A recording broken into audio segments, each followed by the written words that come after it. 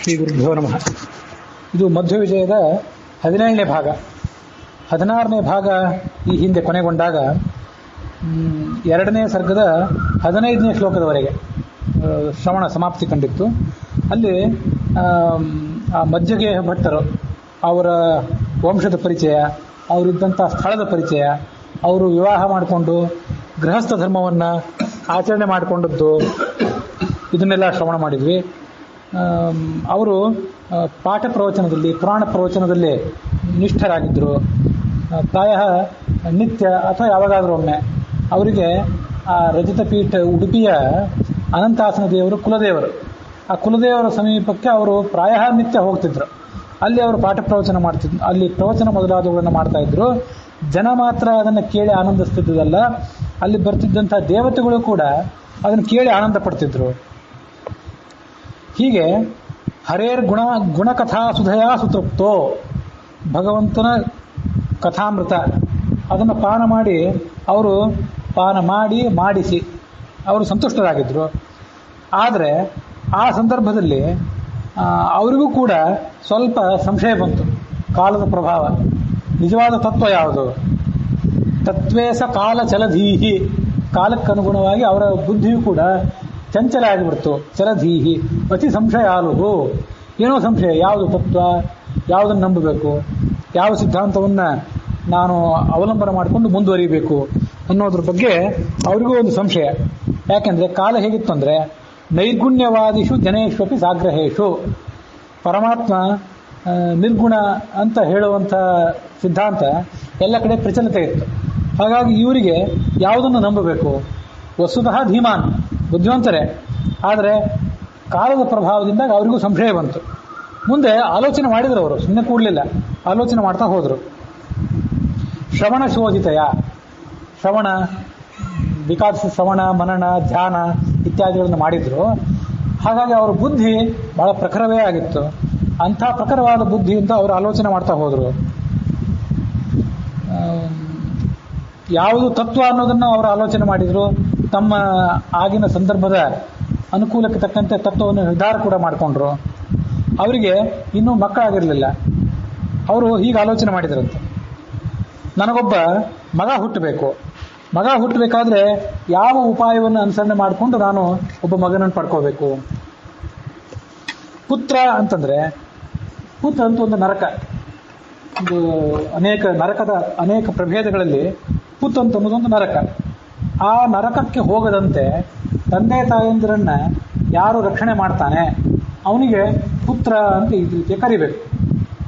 ಈಗ ನಮ್ಮನ್ನು ರಕ್ಷಣೆ ಮಾಡಬೇಕಾದ್ರೆ, ನಾನೇ ಒಬ್ಬ ವಿದ್ವಾಂಸ, ನನ್ನಂಥವನ್ನ ರಕ್ಷಣೆ ಮಾಡಬೇಕಾದ್ರೆ ತೀರಾ ಯಾರೋ ಒಬ್ಬ ಸಣ್ಣ ವ್ಯಕ್ತಿ ಆಗಿಬಿಟ್ರೆ ಆತ ನಮ್ಮನ್ನು ರಕ್ಷಣೆ ಮಾಡಲಿಕ್ಕೆ ಆಗೋದಿಲ್ಲ. ತಂದೆ ತಾಯಂದಿರಿಗಿಂತ ಬಹಳ ಬುದ್ಧಿವಂತ ಅಂತ ಇದ್ರು, ತಂದೆ ತಾಯಂದಿರಿಗೆ ಸರಿಸಮಾನರಾಗಿ ಆದರೂ ಇರಬೇಕಲ್ಲ ಬುದ್ಧಿವಂತಿಕೆಯಲ್ಲಿ, ಜ್ಞಾನದಲ್ಲಿ. ಅಂಥ ಒಬ್ಬ ಮಗ ನನಗೆ ಬೇಕು. ತಾನೇ ಅಪೂರ್ಣನಾಗಿಬಿಟ್ರೆ, ತಾನೇ ಜ್ಞಾನಿ ಅಲ್ಲದೆ ಹೋದರೆ ಅಂಥ ಮಗ ತಂದೆ ತಾಯಂದಿರಿಗೆ ಏನು ರಕ್ಷಣೆ ಕೊಡಬಲ್ಲ? ಅದಕ್ಕಾಗಿ ಸರ್ವಜ್ಞನಾದಂಥ, ಅಂದರೆ ಸರ್ವಜ್ಞ ಕಲ್ಪನಾದಂಥ, ಸರ್ವಜ್ಞನೇ ಮಗ ಆಗಿ ಹುಡ್ತಾನೆ ಅಂತ ಅವ್ರಿಗೆ ಗೊತ್ತಿಲ್ಲ, ಆದರೂ ದೊಡ್ಡ ಜ್ಞಾನಿ ಆದಂಥ, ದೋಷರಹಿತನಾದಂಥ, ಎಲ್ಲ ವಿದ್ಯೆಗಳನ್ನು ಬಲ್ಲಂಥ ಒಬ್ಬ ಮಗನನ್ನು ಪಡ್ಕೊಳ್ಬೇಕು. ಯಾವ ವಿದ್ಯೆಯನ್ನು ಪಡ್ಕೋಬೇಕು? ಅವರಿಗೆ ಒಂದು ಆಲೋಚನೆ ಬಂತು ಆ ಸಂದರ್ಭದಲ್ಲಿ. ಈ ಪುತ್ರ ಅಂತ ಅನ್ನೋದಕ್ಕೆ ಬೇರೆ ಬೇರೆ ರೀತಿಯಾಗಿ ಅರ್ಥ ಮಾಡ್ತಾರೆ. ಒಂದು ಪುತ್ರ, ನಾವು ಪುತ್ರ ಪುತ್ರ ಅಂತ ಬಾಯಿಂದ ಅಂತೀವಿ, ಅಲ್ಲಿ ಕೇಳಿಸೋದು ಏನಂದರೆ ಪುತ್ರ. ಇನ್ನೊಂದು ತ್ರ ಇದೆಯಲ್ಲ, ಆ ತ್ರ ಅನ್ನುವಲ್ಲಿ ಒಂದೇ ತ ನಮಗೆ ಕೇಳಿಸ್ತದೆ. ವಸ್ತುತಃ ಅಲ್ಲಿ 2 ತವನ್ನು ನಾವು ಉಚ್ಚಾರ ಮಾಡ್ಬೋದು. ಪುತ್ರ, ಅದೇ ಪುತ್ ಅನ್ನೋದೊಂದು ನರಕ, ಆ ನರಕದಿಂದ ರಕ್ಷಣೆ ಕೊಡಬಲ್ಲಂಥವನು ಪುತ್ರ. ಇನ್ನೊಂದು ಒಂದೇ ತ ಇದ್ದಂಥ ಮತ್ತೊಂದು ಪುತ್ರ. ಪುತ್ರ ಒಂದು, ಪೂತರ ಒಂದು, ಎರಡಕ್ಕೂ ನಾವು ಅರ್ಥ ಮಾಡಬೇಕು. ಪುತ್ರ ಅನ್ನೋ ಶಬ್ದಕ್ಕಿಂತ 2-3 ರೀತಿಯಾಗಿ ಅರ್ಥ ನೋಡ್ಬೋದು ಅಂತ ಹೇಳಿದ್ನಲ್ಲ. ಒಂದು ಅರ್ಥ ಏನಂತಂದ್ರೆ, ಪುನಾತೀತಿ ಪುತ್ರ, ಯಾರು ವಂಶವನ್ನು ಪವಿತ್ರವನ್ನಾಗಿ ಮಾಡ್ತಾನೋ ಆತನಿಗೂ ಪುತ್ರ ಅಂತ ಕರಿಬೇಕು. ಪೂಂಜ ಪವನೆ ಅಂತ ಧಾತು, ಆ ಧಾತುವಿನಿಂದ ಹುಟ್ಟಿದ್ದು ಪುತ್ರ ಅಂತ ಒಂದು ಶಬ್ದ. ಇನ್ನೊಂದು ಪುರುತ್ರಾಯತೆ ಇತಿ ಪುತ್ರ, ತಾನು ಶ್ರೇಷ್ಠನಾಗಿರಬೇಕು ಮತ್ತು ತಾಯತೆ ರಕ್ಷಣೆ ಕೊಡಬೇಕು. ಆ ಕಾರಣಕ್ಕಾಗಿ ಪುತ್ರ. ಇಲ್ಲಿ ಒಂದೇ ಪೂತ್ರ ಅಂತಿದೆಯಲ್ಲ, ಅಲ್ಲಿ ತ್ರ ಅಂದ್ರೆ ಇಲ್ಲಿ ಒಂದೇ ತ್ರ ಅಂದ್ರೆ ರಕ್ಷಣೆ ಕೊಡುವವನು ಅಂತ ಅರ್ಥ. ಪು ಅಂದ್ರೆ ಶ್ರೇಷ್ಠನಾಗಿದ್ದು, ಪುರು ಅಂತಿದೆಯಲ್ಲ, ಪುರು ಅಂದ್ರೆ ಶ್ರೇಷ್ಠ ಅಂತ ಅರ್ಥ. ಆ ಪುರು ಅನ್ನೋದ್ರಲ್ಲಿ ರು ಹೋಗಿ ಕೇವಲ ಪೂ ಉಳಿತದೆ. ಹೀಗೆ ತಾನು ಶ್ರೇಷ್ಠನಾಗಿದ್ದು ರಕ್ಷಣೆ ಕೊಡಬಲ್ಲಂಥವನು ಆತ ಪುತ್ರ. ಹೀಗೆ ಪುತ್ರ ಒಂದು, ಪುತ್ರ ಒಂದು, ವಂಶವನ್ನು ಪವಿತ್ರವನ್ನಾಗಿ ಮಾಡುವಂಥವನು ಮತ್ತೊಬ್ಬ. ಹೀಗೆ ಅನೇಕ ಅರ್ಥಗಳನ್ನು ಹೇಳ್ಬೋದು. ಆದರೆ ಎಲ್ಲ ಅರ್ಥದಲ್ಲಿಯೂ ತನ್ನ ಜನ್ಮದಿಂದಲೇ ಇಡೀ ವಂಶವನ್ನು ಪಾವನವನ್ನಾಗಿ ಮಾಡ್ತಕ್ಕಂಥ, ತಂದೆ ತಾಯಿಯಿಂದ ಉದ್ಧಾರ ಮಾಡ್ತಕ್ಕಂಥ ಒಬ್ಬ ಮಗ ಬೇಕಲ್ಲ. ಅದಕ್ಕಾಗಿ ಅಂಥ ಮಗನನ್ನು ಹೇಗೆ ಪಡ್ಕೋಬೇಕು? ಅವ್ರಿಗೊಂದು ಸಂಶಯ ಬಂತು. ಅವರೇನು ಆಲೋಚನೆ ಮಾಡಿದರು? ಹಿಂದೆ ಕರ್ದಮರು ಕಪಿಲ ಋಷಿಯನ್ನ ದೇವಹೂತಿಯಲ್ಲಿ ಪಡ್ಕೊಂಡ್ರು, ಪರಾಶರರು ಸತ್ಯವತಿಯಲ್ಲಿ ವೇದವ್ಯಾಸರನ್ನು ಪಡ್ಕೊಂಡ್ರು, ಆಮೇಲೆ ಪಾಂಡು ಮಹಾರಾಜ ಅರ್ಜುನ, ಧರ್ಮರಾಜ ಮೊದಲಾದವರನ್ನ ತನ್ನ ಪತ್ನಿ ಕುಂತಿಯಲ್ಲಿ ಪಡ್ಕೊಂಡ. ಇವರೆಲ್ಲ ಹೇಗೆ ಪಡ್ಕೊಂಡ್ರು ಅಂದರೆ ಯತ್ಸೇವಯ, ಭಗವಂತನನ್ನು ಸೇವೆ ಮಾಡಿ ಗುಣಗಣಾಢ್ಯಂ ಅಪತ್ಯಮಾಹು, ಸದ್ಗುಣಶಾಲಿಗಳಾದಂಥ ಮಕ್ಕಳನ್ನು ಪಡ್ಕೊಂಡ್ರು. ನಾವು ಕೂಡ ಅಂಥ ಭಗವಂತನ ಸೇವೆನೇ ಮಾಡೋಣ. ಅವನು ಪೂರ್ಣ ಷಡ್ಗುಣತನು, ಜ್ಞಾನ, ಶಕ್ತಿ, ಬಲ, ಐಶ್ವರ್ಯ, ವೀರ್ಯ, ತೇಜಸ್ ಇಷ್ಟೆಲ್ಲ ಅವನಿಗಿರಬೇಕು. ಇದು ಷಡ್ಗುಣ ಅಂತ. 6 ಅಂತನ್ನೋದು ಪೂರ್ಣತೆಗೆ ಸಂಕೇತ. ಮತ್ತು ಪೂರ್ಣ ಗುಣನಾದಂಥ, ಕರುಣಾಸಾಗರನಾದಂಥ, ನಮ್ಮ ಕುಲಪತಿ ಆದಂಥ ನಾರಾಯಣ, ಆ ಅನಂತಾಸನ ದೇವರಿದ್ದಾನಲ್ಲ ಉಡುಪಿಯಲ್ಲಿ, ಅವನನ್ನೇ ಶರಣ ಹೋಗೋಣ, ಆ ಮೂಲಕನೇ ಮಕ್ಕಳನ್ನು ಪಡ್ಕೊಳ್ಳೋಣ ಅಂತ ಅವ್ರಿಗೆ ಆಲೋಚನೆ ಬಂತು.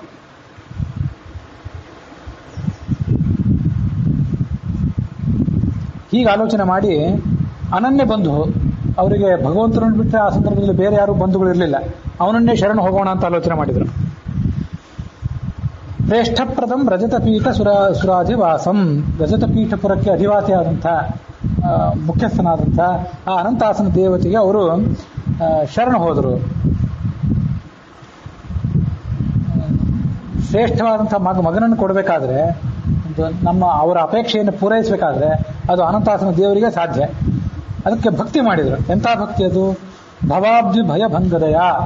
ಕೇವಲ ಭಗವಂತನ ಭಕ್ತಿ ಮಾಡಿದ್ದು ಮಕ್ಕಳನ್ನು ಪಡ್ಕೊಳ್ಬೇಕಂತ ಮಾತ್ರ ಅಲ್ಲ, ಸಂಸಾರದ ಒಂದು ಸಂಕೋಲ ಏನಿದೆ ಅದನ್ನು ಕಡಿದು ತುಂಡರಿಸುವಂಥ ಭಕ್ತಿ. ಭುಜಂಗ ಶಯನಂ, ಭುಜಂಗ ಅಂದ್ರೆ ಹಾವು, ಆ ಹಾವಿನ ಮೇಲೆ ಮಲಗಿರ್ತಕ್ಕಂಥ ಭಗವಂತ ಅನಂತಾಸನ. ಅದಕ್ಕೆ ಅನಂತ ಅಂದ್ರೆ ಶೇಷ, ಆಸನ ಅಂದ್ರೆ ಅಲ್ಲಿರುವವನು ಅಥವಾ ಅನಂತೇಶ್ವರ. ದ್ವಿಷಡಬ್ಧ ಕಾಲಂ, ಅಷ್ಟೆಷ್ಟು ವರ್ಷ ಅಲ್ಲ 12 ವರ್ಷ ಸೇವಾ ಮಾಡಿದ್ರು. ಇದೆಲ್ಲ ಹೇಗೆ ಸೇವಾ ಮಾಡಿದ್ರು? ಪಾಜಿ ಕ್ಷೇತ್ರದಿಂದ ದಿವಸ ಅಲ್ಲಿ ಹೋಗಿ ಮನೆಗೆ ಬರ್ತಿದ್ರು ಅಥವಾ ಅಲ್ಲೇ ಉಳ್ಕೊಂಡಿದ್ರು ಹೇಳೋದು ಕಷ್ಟ. ಪಾಜಿ ಕ್ಷೇತ್ರದಲ್ಲಿ ಪ್ರಾಯ ಅವರು ಜಮೀನು ಇತ್ಯಾದಿ ಇದ್ದಿರಬೇಕು. ಆಗಿನ ಕಾಲದಲ್ಲಿ ಜನರಿಗೆ ನಡೆಯೋದೇನು ದೊಡ್ಡ ಕಷ್ಟದ ವಿಷಯ ಆಗಿರಲಿಲ್ಲ. ದಿವಸ ಅಲ್ಲಿಗೆ ಹೋಗಿ ಸೇವಾ ಮಾಡ್ಕೊಂಡು ಬಂದು ಮರಳಿ ಬರ್ತಿದ್ದಿರಬಹುದು, ಅಂಥ ಒಂದು ಸಂದರ್ಭನೂ ಇದ್ದಿರಬಹುದು. ಈಗಾಗಲೇ ಅವರು ಸಾಕಷ್ಟು ವಿರಕ್ತರಾಗಿದ್ದರಿಂದ ವಿಷಯ ಭೋಗಗಳನ್ನು ಕಡಿಮೆನೇ ಮಾಡಿದ್ರು, ವಿರಕ್ತರೇ ಆಗಿದ್ರು. ಈಗ ಮತ್ತಷ್ಟು ಕಡಿಮೆ ಮಾಡಿದರು. ಗೃಹಸ್ಥರಾಗಿದ್ದರೂ ಕೂಡ ಲೋಲುಪತಿ ಅವರಿಗಿರಲಿಲ್ಲ. ಮೊದಲೇ ಕಡಿಮೆ ಮಾಡಿದ್ದನ್ನು ಈ ಸೇವಾದ ನಿಮಿತ್ತವಾಗಿ ಮತ್ತಷ್ಟು ಕಡಿಮೆ ಮಾಡಿದರು. ಪತ್ನಿಯ ಜೊತೆಗಿನ ಭಗವಂತನ ಪಾದಕಮಲಕ್ಕೆ ಸೇವೆ ಮಾಡಿದರು. ದಾಂತಂ ಸ್ವಯಂಚ ಹೃದಯಂ ದಮಯಾಂಚಕಾರ. ಅವರ ಮನಸ್ಸು ಈಗಾಗಲೇ ಬೇಕಾದಷ್ಟು ಶಾಂತವಾಗಿ ಹೋಗಿತ್ತು, ಅದನ್ನು ಮತ್ತಷ್ಟು ಶಾಂತವನ್ನಾಗಿ ಮಾಡಿದರು. ಮನೋನಿಗ್ರಹವನ್ನು ಸಂಪಾದನೆ ಮಾಡಿದರು. ದೇಹ ಕೂಡ ಬೇಕಾದಷ್ಟು ಸ್ವಚ್ಛವಾಗಿತ್ತು, ಮೊದಲೇ ಸ್ವಚ್ಛವಾದ ದೇಹವನ್ನು ಮತ್ತಷ್ಟು ಸ್ವಚ್ಛ ಮಾಡಿಕೊಂಡ್ರು. ಪಯೋವ್ರತ ಮೊದಲಾದ ವ್ರತಗಳನ್ನು ಮಾಡಿದರು. ಆ ಮಾರ್ಗಶೀರ್ಷ ಮಾಸದಲ್ಲಿ ಮಾಡ್ತಾರಲ್ಲ, ವಾಮನ ಜಯಂತಿ ಸಂದರ್ಭದಲ್ಲಿ, ಅದು ಪಯೋವ್ರತ. ಆ ಹಾಲಿನ ಸೇವನೆಯನ್ನು ಮಾತ್ರ ಮಾಡುವಂಥ ಒಂದು ವ್ರತ. ಆ ವ್ರತ ಮೊದಲಾದ ಅನೇಕ ವ್ರತಗಳು. ಆ ವ್ರತಾಗ್ರೇಹಿ ಜಾಯಾಪತಿ ಗುಣಗಣಾರ್ಣವ ಪುತ್ರಕಾಮವು. ಗಂಡ ಹೆಂಡತಿ ಇಬ್ಬರೂ ಕೂಡ ಆ ಭಗವಂತನ ಸೇವಾ ಮಾಡಿದರು. ಶ್ರೇಷ್ಠ ಮಗ ಬೇಕು ಅಂತ. ಸಂಪೂರ್ಣ ಪೂರುಷಂ, ಅತ್ಯಂತ ಸದ್ಗುಣಶಾಲಿಯ, ಅತ್ಯಂತ ಪೂರ್ಣನಾದಂಥ ಪರಮಾತ್ಮನನ್ನ ಅವರು ಸಂತೋಷಪಡಿಸಿದರು. ಹೇಗೆ ಸಂತೋಷಪಡಿಸಿದರು ಅಂತಂದರೆ, ಅದಿತಿ ಕಶ್ಯಪಾವಿವ. ಅದಿತಿ ಕಶ್ಯಪರು ಹಿಂದೆ ಭಗವಂತನ ಸೇವಾ ಮಾಡಿ ಅವನನ್ನು ಹೇಗೆ ಸಂತೋಷಪಡಿಸಿದರೋ ಅದರಂತೆ ಇವರು ಕೂಡ ಸಂತೋಷಪಡಿಸಿದರು. ಸಂಪೂರ್ಣ ಪೂರುಷಂ ಈ ಶಬ್ದ ಗಮನಿಸಬೇಕು. ನಮಗೆ ಪುರುಷ ಅನ್ನೋ ಶಬ್ದ ಗೊತ್ತು, ಪೂ ಹಸ್ವ, ಆದರೆ ಪೂ ಅಂತ ದೀರ್ಘಾಂತವಾಗಿ ಕೂಡ ಅದನ್ನ ಪ್ರಯೋಗ ಮಾಡಬಹುದು. ಈ ಋಗ್ವೇದಕ್ಕೆ ಭಾಷ್ಯ ಬರೆಯುವಾಗ ಪ್ರಾಯ ಋಗ್ಭಾಷ್ಯದಲ್ಲಿ ಆಚಾರ್ಯ ಹೇಳಿದ ಮಾತು ಸಪೂರ್ಣತ್ವಾತ್ ಪುಮಾನ್ ನಾಮ. ಭಗವಂತನಿಗೆ ಪುಮಾನ್ ಪುರುಷ ಅಂತ ಯಾಕೆ ಬರೀತಾರೆ ಅಂತಂದ್ರೆ ಪೂರ್ಣನಾದ್ರಿಂದ ಪುರುಷ ಅನ್ನೋ ಅರ್ಥ. ಹಾಗಾದ್ರೆ ಹ್ರಸ್ವ ಬಂತು, ದೀರ್ಘ ಹೇಗೆ ಬಂತು ಅಂತಂದ್ರೆ ಪ್ರಣಾತೀತಿ ಪುರುಷ ಪಾಲನ ಪೂರ್ಣಯೋಹೋ. ಪಾಲನ ಪೂರ್ಣಯೋಹೋ ಅಂತ ಮತ್ತೊಂದು ಧಾತುವೇ ಇದೆ. ಆ ಧಾತುವಿನ ಮೂಲ ರೂಪ ಅದಕ್ಕೆ ಒಂದು ಪಾಲನೆ ಮಾಡೋದು, ಎಲ್ಲರನ್ನೂ ನೋಡ್ಕೊಳ್ಳೋದು ಅಂತ ಅರ್ಥ. ಮತ್ತೊಂದು ಪೂರ್ಣ, ತುಂಬಿಸೋದು ಅಂತ ಅರ್ಥ. ಯಾರು ಭಗವಂತನ ಸೇವಾ ಮಾಡ್ತಾರೆ, ಆ ಸೇವಾ ಮಾಡಿದವರು ಖಾಲಿಯಾಗಿದ್ರೆ ಖಾಲಿಯಾದವ್ರನ್ನ ಆತ ತುಂಬಿಸ್ತಾನೆ, ತುಂಬಿಸಿ ಅವರನ್ನು ಮೇಲೆತ್ತಾನೆ, ಅವ್ರ ಯೋಗ್ಯತೆ ತಕ್ಕಂತೆ ಅವರಿಗೆ ಜ್ಞಾನ ಭಕ್ತಿ ಇತ್ಯಾದಿಗಳನ್ನು ಕೊಡ್ತಾನೆ. ಅದಕ್ಕಾಗಿ ಅವನನ್ನ ಪೂರುಷ ಅಂತ ಹೀಗೆ ಕೂಡ ಹೇಳಬಹುದು. ಹೀಗೆ ಪೂರುಷ ಅಂತ ಎರಡು ರೀತಿಯಲ್ಲಿ ಕೂಡ ದೀರ್ಘವಾಗಿ ಮತ್ತು ಹ್ರಸ್ವವಾಗಿ ಎರಡೂ ರೀತಿಯಿಂದ ಅವನನ್ನು ಕರಿಬಹುದು. ಇನ್ನೂ ಒಂದಿದೆ, ಪುರು ಬ್ರಹ್ಮ ಗುಣಾಧಿಕ್ಯಾತ್ ತಜ್ಞಾನಾತ್ ಪುರುಷ ಸ್ಮೃತಃ. ಪುರು ಅಂದ್ರೆ ಬ್ರಹ್ಮ, ಅವನನ್ನು ತಿಳ್ಕೊಳ್ಳೋದ್ರಿಂದ ಈ ಜೀವಕ್ಕೂ ಕೂಡ ಪುರುಷ ಅಂತ ಹೆಸರು. ಪರಮಾತ್ಮ ಅಂತೂ ಪುರುಷರೇ, ಪುರುಷ ಎಲ್ಲನೂ ಸರಿನೇ. ಇವನು ಕೂಡ ಪುರುಷ ಅಂತ ಈ ಶಬ್ದದಿಂದ ಕರೆಸ್ಕೊಳ್ಬಹುದು, ಈ ಜೀವನು ಕೂಡ.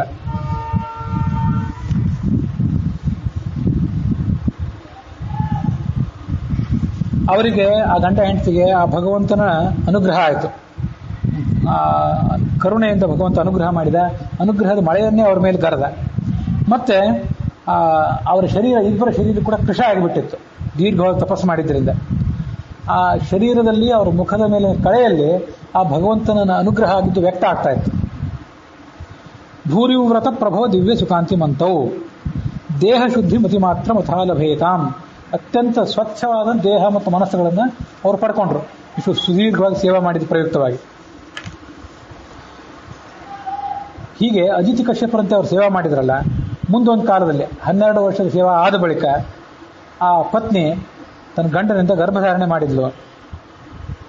ಅದು ಯಾಕೆ ಗರ್ಭಧಾರಣೆ ಮಾಡಿದ್ಲು ಅಂತಂದ್ರೆ, ನಮ್ಮ ಪತ್ನಿಯರು ಗರ್ಭಧಾರಣೆ ಮಾಡ್ತಿರ್ತಾರೆ, ಇದು ಜಗತ್ತಿನ ಹಿತಕ್ಕಾಗಿ ಅಲ್ಲ, ನಮ್ಮ ಹಿತಕ್ಕಾಗಿ. ನಮ್ಮ ವಂಶ ಮುಂದುವರಿಬೇಕು, ನಾಳೆ ನಮ್ಮನ್ನೊಬ್ಬರು ನೋಡ್ಕೊಳ್ಳಿಕ್ಕೆ ಬೇಕು, ಇಷ್ಟೇ. ಇದು ಹಾಗಲ್ಲ, ಜಗತಾಂ ಹಿತಾಯ. ಇವರು ಗರ್ಭಧಾರಣೆ ಮಾಡಿದ್ದು ಜಗತ್ತಿಗೆ ಹಿತ ಕೊಡುವಂತಾಯ್ತು. ಅದು ಅವ್ರಿಗೆ ಅವಾಗ ಗೊತ್ತಿರಲಿಲ್ಲ.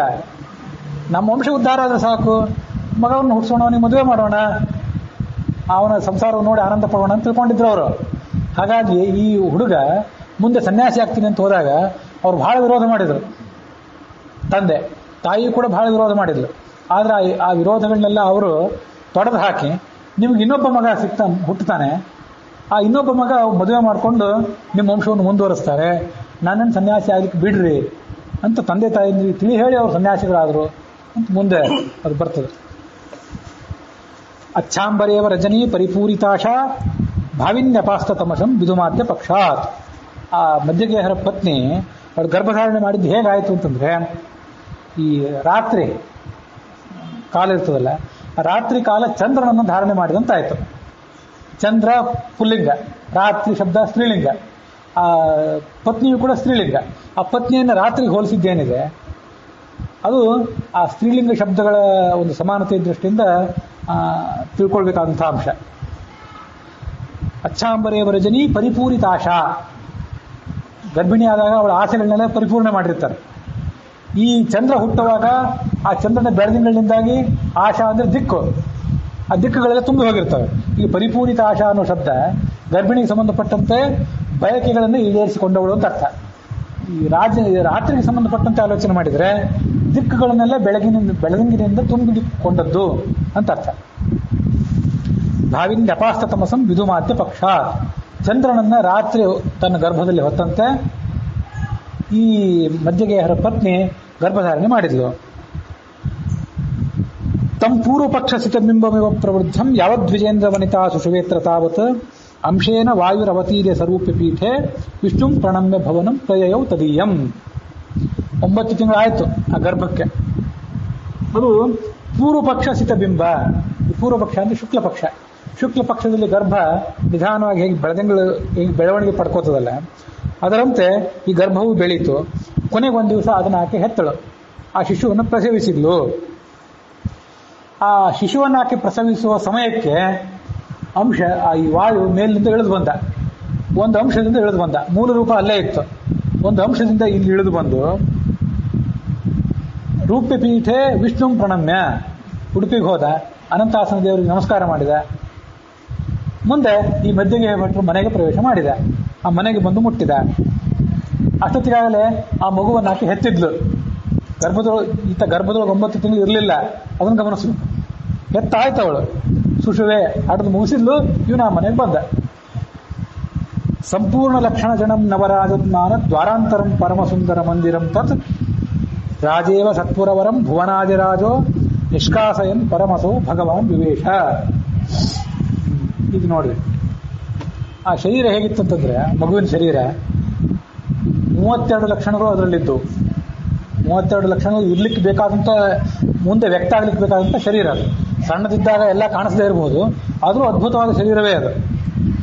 ನವರಾಜಮಾನ ದ್ವಾರಾಂತರಂ, 9 ದ್ವಾರಗಳು ಅದಕ್ಕೆ. ಅವೆಲ್ಲ ಕಡೆ ಇದ್ದೇ ಇರ್ತವೆ, ಅದು ದೊಡ್ಡದಲ್ಲ. ಎಲ್ಲ ಲಕ್ಷಣಗಳಿಂದ ತುಂಬಿತ್ತು ಅನ್ನೋದು ಮುಖ್ಯ.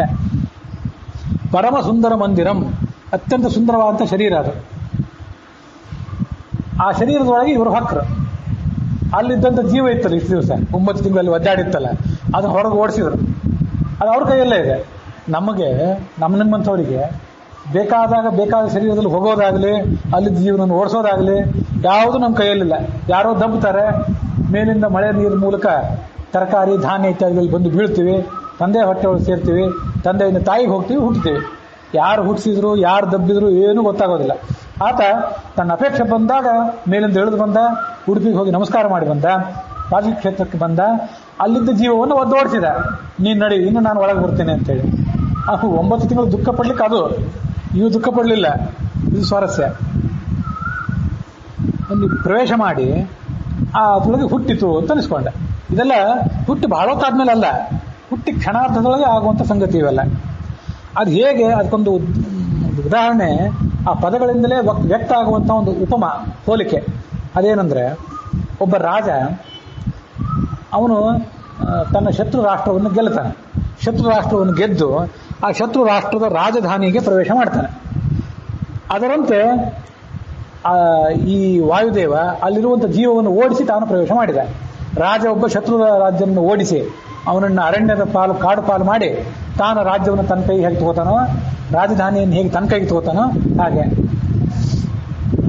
ಈ ರಾಜಧಾನಿ ಇದೆಯಲ್ಲ, ಅದು ಕೂಡ ಎಲ್ಲ ಲಕ್ಷಣಗಳಿಂದ, ಗೋಪುರ, ಸೈನ್ಯ, ಮಂತ್ರಿಗಳೆಲ್ಲರಿಂದ ತುಂಬಿದಂಥ ಒಂದು ರಾಜಧಾನಿ ಅದು. ರಾಜಧಾನಿ ಅಂತ ಈ ಶರೀರದಲ್ಲಿ 32 ಲಕ್ಷಣ, ರಾಜಧಾನಿಯಲ್ಲಿ ಇರಬೇಕಾದಂಥ ಎಲ್ಲ ಅಂಗಗಳು. ನವರಾಜಮಾನ ದ್ವಾರಾಂತರಂ, ಶರೀರದಲ್ಲಿ 9 ದ್ವಾರಗಳು, ರಾಜಧಾನಿಯಲ್ಲಿ ಕೂಡ ಪೂರ್ವ, ಪಶ್ಚಿಮ, ದಕ್ಷಿಣ, ಉತ್ತರ ದಿಕ್ಕಿನ ದ್ವಾರಗಳು. ಪರಮ ಸುಂದರ ಮಂದಿರಂ, ರಾಜಧಾನಿ ಅತ್ಯಂತ ವೈಭವಶಾಲಿಯಾದಂಥ ರಾಜಧಾನಿ.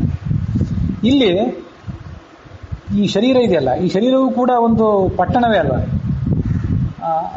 ಅದಕ್ಕಾಗಿ ಇದಕ್ಕೆ ಪರಮ ಸುಂದರ ಮಂದಿರ ಅಂತ ಕರೀತಾರೆ. ಈ ಮಂದಿರ, ಈ ಭಗವಂತ ಇರುವಂಥ ಈ ಮಂದಿರ ಇದೆಯಲ್ಲ, ಈ ಶರೀರ, ಇದು ಸುಂದರ ಮಂದಿರ. ಇದು ಸುಂದರವಾದಂಥ ಶರೀರ. ಯಾಕೆಂದ್ರೆ ಪರಮನ ಶರೀರ ಇದು. ಅತ್ಯಂತ ಪರಮ ಸುಂದರ ಮಂದಿರ ಅಂದ್ರೆ ಪರಮ ಸುಂದರವಾದ ಶರೀರ ಅಂತ ಅಷ್ಟೇ ಅರ್ಥ ಮಾಡ್ಕೊಳ್ಬಾರ್ದು. ಪರಮ ಶಬ್ದದಿಂದ ವಾಚ್ಯನಾದಂಥ ಪರಮಾತ್ಮ ಏನಿದ್ದಾನಲ್ಲ, ಅವನ ಶರೀರ ಇದು. ಇದು ಉಪನಿಷತ್ತುಗಳಲ್ಲಿ ಪ್ರಚಾರ ಆಗಿ, ಉಪನಿಷತ್ತಿನಲ್ಲಿ ಬೇಕಾದಷ್ಟು ಬಾರಿ ವರ್ಣಿತ ಆಗಿರುವಂಥ ವಿಷಯ ಇದು. ನವದ್ವಾರೇ ಪುರೇ ದೇಹಿ ಅಜಸ್ಯ ಪುರಂ ಏಕಾದಶದ್ವಾರಂ ಅಜಸ್ಯಾವಕ್ರ ಚೇತಸಃ. ಈಗ ನೆನಪಿಗೆ ಬಂತು, ಇದು ಇದೆಯಲ್ಲ, ಪುರಂ ಏಕಾದಶದ್ವಾರಂ ಅಜಸ್ಯ ಅವಕ್ರ ಚೇತಸಃ. ಈ ಪುರ, ಈ ಶರೀರ ಯಾರ್ದಿದು ಅಂತಂದ್ರೆ ಅಜಸ್ಯ ಶರೀರಂ. ಯಾರಿಗೆ ಎಂದು, ಯಾವ ಪರಮಾತ್ಮನಿಗೆ ಎಂದು ಯಾವ ಹುಟ್ಟೂ ಇಲ್ವೋ, ಮರಣವೂ ಇಲ್ವೋ, ಆ ಪರಮಾತ್ಮನ ಶರೀರ ಇದು. ಆ ಶರೀರದೊಳಗೆ ನೀವು ಬಾಡಿಗೆದಾರರಾಗಿ ಇದ್ದೀರಷ್ಟೇ. ಅಜಸ್ಯ ಅವಕ್ರ ಚೇತಸಃ, ಆತನ ಬುದ್ಧಿ ಎಂದೂ ಅಸ್ತವ್ಯಸ್ತ ಆಗುವಂಥದ್ದಲ್ಲ, ಸರ್ವಜ್ಞನಾದವನಾತ. ನಾವು ವಕ್ರಚೇತಸರು, ಆತ ಅವಕ್ರಚೇತಸ್. ನಾವು ಹುಟ್ಟು ಸಾವಿದ್ದವರು, ಆತ ಹುಟ್ಟು ಸಾವಿಲ್ಲದೆ ಇದ್ದವನು. ಅವನ ಪುರ ಇದು. ಏಕಾದಶ ದ್ವಾರಂ 9 ದ್ವಾರಗಳು ಗೊತ್ತು. ಇನ್ನು ಈ ತಲೆಯ ಮೇಲಿನ ಬ್ರಹ್ಮರಂಧ್ರ ಮತ್ತು ಮಕ್ಕಳು ಇದಿಷ್ಟು ಸೇರಿ 11 ದ್ವಾರ. ಉಳಿದ 9 ದ್ವಾರಗಳು ಎಲ್ಲರಿಗೂ ಇದ್ದಿದ್ದೆ. 2 ಕಣ್ಣು, 2 ಕಿವಿ, ಮೂಗು, ಆಮೇಲೆ ಬಾಯಿ, ಮಲಮೂತ್ರ ದ್ವಾರಗಳು ಇವೆಲ್ಲ ಸೇರಿ 9. ಆಮೇಲೆ ಬ್ರಹ್ಮರಂಧ್ರ ತಲೆಯ ಮೇಲೆ ಇರುವಂಥದ್ದು. ಚಿಕ್ಕ ಮಕ್ಕಳಿಗೆ ಅದು ಇನ್ನೂ ಪೂರ್ಣವಾಗಿ ಮುಚ್ಕೊಂಡಿರೋದಿಲ್ಲ, ಸ್ವಲ್ಪ ತೆರೆದಿರ್ತದೆ. ಒಂದು ಹೊಕ್ಕಳು ಎಲ್ಲ ಸೇರಿ 11 ದ್ವಾರಗಳು.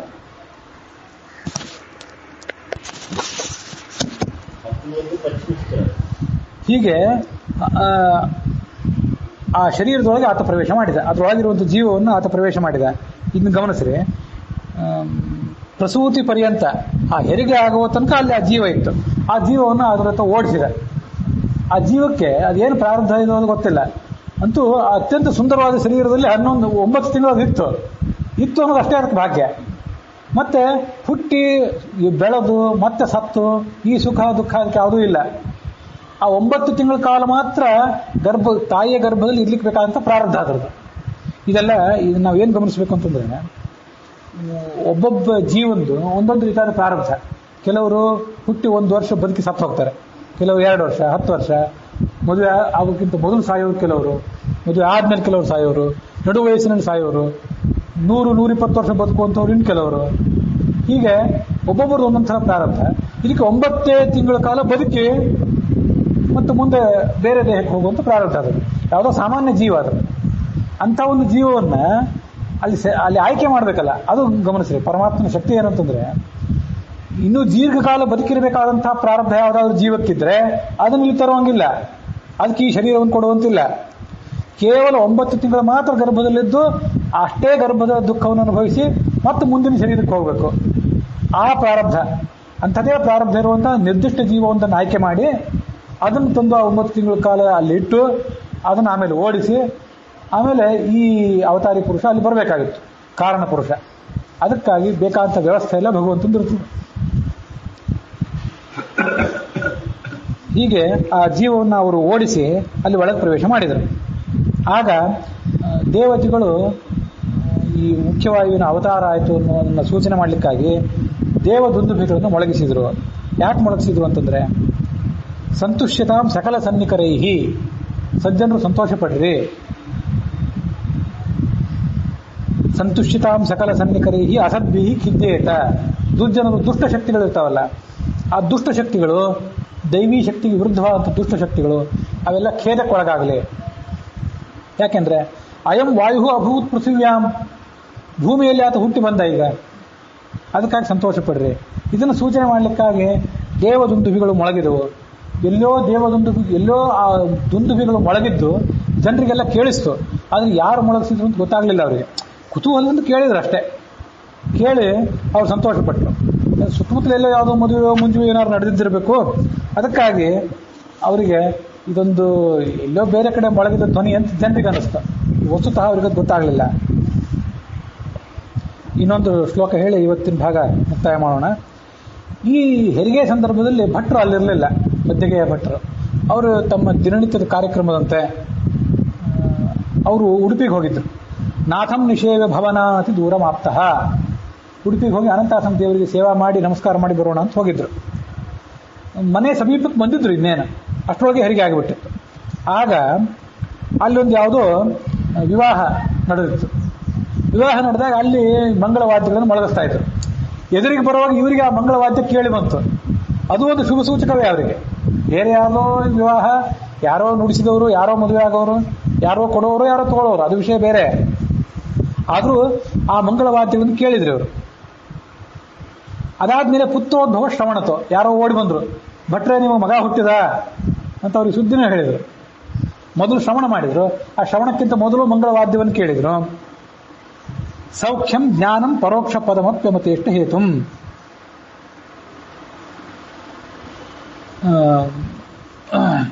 ಮೊದಲು ಆ ವಿವಾಹದ ಕಾರಣಕ್ಕಾಗಿ ನುಡಿಸಿದಂಥ ದುಂದುಭಿಗಳನ್ನು ಕೇಳಿದರು, ಮಂಗಳವಾದ್ಯಗಳನ್ನು. ಅದಾದಮೇಲೆ ಆ ದೇವದುಂದುಭಿಗಳ ಶ್ರವಣ ಆಯಿತು ಅವರಿಗೂ ಕೂಡ. ಅದ್ಯಾರು ಮಾಡಿದ್ದು ಅಂತ ಗೊತ್ತಾಗಲಿಲ್ಲ ಅವರಿಗೆ. ಯಾಕಂದರೆ ಹುಟ್ಟೋ ಅಂಥ ಮಹಾತ್ಮ ಅಂತ ಅವ್ರಿಗೆ ಒಂದು ಕಲ್ಪನೆ ಇರಲಿಲ್ಲ. ವಿವಾಹಾಯ ಗಚ್ಚತಾಂ ಕೇಶಾಂಚಿತ್ ದುಂದುಬಿನಾದ ಪೂರ್ವಾತ್ ಏವಂ ಅಪರಶ್ಚ ತದನಂತರಮೇವ ದುಂದುಬಿನಾದ ಅಶ್ರಾವಿ. ಅದಾದ್ಮೇಲೆ ದೇವತೆಗಳು ನುಡಿಸಿದಂತಹ ದುಂದುಬಿ ನಾದು ಕೂಡ ಕೇಳಿ ಬಂತು. ಈ ನಡುವೆ ಅವ್ರು ಯಾರೋ ಒಬ್ರು ಹೇಳಿದ್ರು, ಮಗ ಹುಟ್ಟಿದ ಭಟ್ರೆ ಅಂತೇಳಿ. ಭಾರಿ ಸಂತೋಷ ಆಯ್ತು ಅವರಿಗೆ. ಸಂತೋಷ ಆಗಬೇಕಾದ್ರೆ, ಮನುಷ್ಯನಿಗೆ ಸಂತೋಷ ಆನಂದ ಆಗಬೇಕಾದ್ರೆ ಅಪರೋಕ್ಷ ಜ್ಞಾನವೇ ಆಗಬೇಕಾಗಿಲ್ಲ, ಪರೋಕ್ಷ ಜ್ಞಾನದಿಂದಲೂ ಆನಂದ ಆಗ್ತದೆ ಅಂತ ಅವ್ರಿಗೆ ಮನವರಿಕೆ ಆಯ್ತು. ಅವಾಗ ಶಾಸ್ತ್ರದಲ್ಲಿ ಬೇಕಾದಷ್ಟು ಓದಿದ್ರು, ಅಪರೋಕ್ಷ ಜ್ಞಾನ ಆದ್ರೇ ಅತ್ಯಂತ ಆನಂದ ಆಗ್ತದಂತಿಲ್ಲ.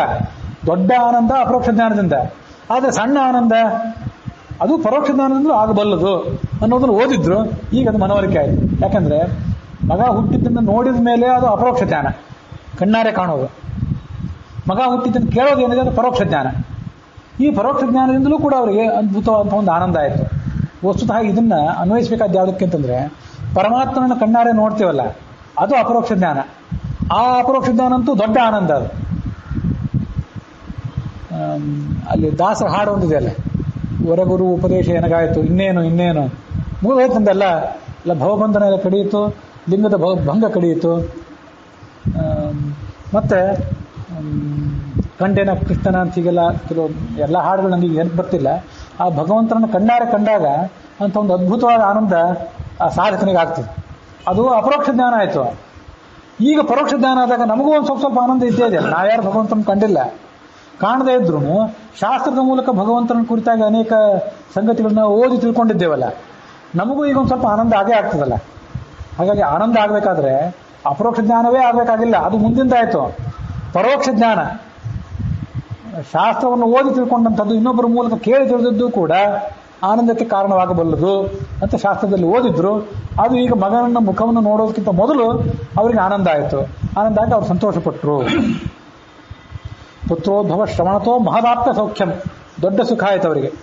ಜ್ಞಾನಂ ಪರೋಕ್ಷ ಪದಮಪ್ಯಮತೇಷ್ಟ ಹೇತುಂ, ಪರೋಕ್ಷವಾದ ಜ್ಞಾನವೂ ಕೂಡ ದೊಡ್ಡ ಸುಖವನ್ನು ಕೊಡಬಲ್ಲದು. ಹೀಗಿದ್ದಾಗ ಅಪರೋಕ್ಷ ಜ್ಞಾನ ದೊಡ್ಡ ಸುಖ ಕೊಡ್ತದೆ ಅಂತ ನಾವು ಏನು ಹೇಳಬೇಕಾಗಿದೆ, ಅದರಿಂದ ಮತ್ತೂ ದೊಡ್ಡ ಸುಖ ಇದೆ ಅಂತ ಅವರು ತಿಳ್ಕೊಂಡ್ರು. ಮನೆಗೆ ಬಂದರು. ಆ ಮನೆಗೆ ಬಂದು ಆ ಮಗನ ಚಂದ್ರನಂತ ಮುಖವನ್ನು ನೋಡಿದರು. ನೋಡಿ ಭಗವಂತನ ಕರುಣೆಯನ್ನು ಕೊಂಡಾಡಿದರು ಅಂತ ಅನ್ನೋದು 28ನೇ ಶ್ಲೋಕದಲ್ಲಿ ಪೂರ್ವಾರ್ಧದಲ್ಲಿ ಬರೋದು. ಮುಂದೆ ಆತನಿಗೆ ಅವರು ಜಾತಕರ್ಮ, ಆತನಿಗೆ ಏನು ಹೆಸರಿಡಬೇಕು ಇತ್ಯಾದಿಗಳನ್ನು ಕೂಡ ಮಾಡಿದರು. ಅಲ್ಲಿಗೆ ಮಧ್ವವಿಜಯದ 2ನೇ ಸರ್ಗದ 27ನೇ ಶ್ಲೋಕ ಮತ್ತು 28ನೇ ಶ್ಲೋಕದ ಪೂರ್ವಾರ್ಧ ಕೂಡ ಇದು ಸಮಾಪ್ತಿಯನ್ನು ಕಂಡಿದೆ.